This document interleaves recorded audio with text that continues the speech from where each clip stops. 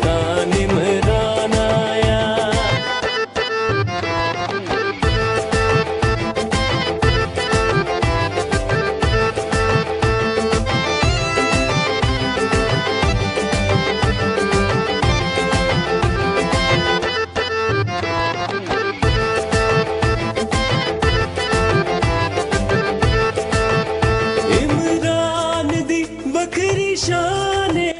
Chairman PTI Imran Khan न मनूर न छड़ा मौसम देखकर रवाना हुए अपने ग्राम पर शोगरा आने वाले चेयरमैन पीटीआई इमरान खान हफ्ते का प्रोग्राम लेकर आए।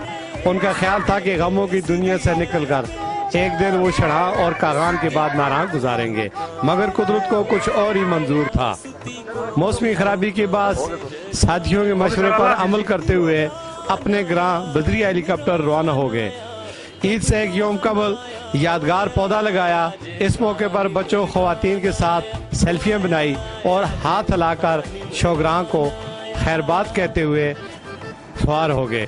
इस मौके पर ड्यूटी पर मौजूद दर्जनों सिक्योरिटी एहलकारों को छुट्टी मिली और वो ईद मनाने अपने प्यारों के पास पहुंच गए। कैमरा टीम के साथ मीर अफजल गुलजार, वक्त न्यूज, शोगरां मानसा। सारा करप्शन दा कमाले।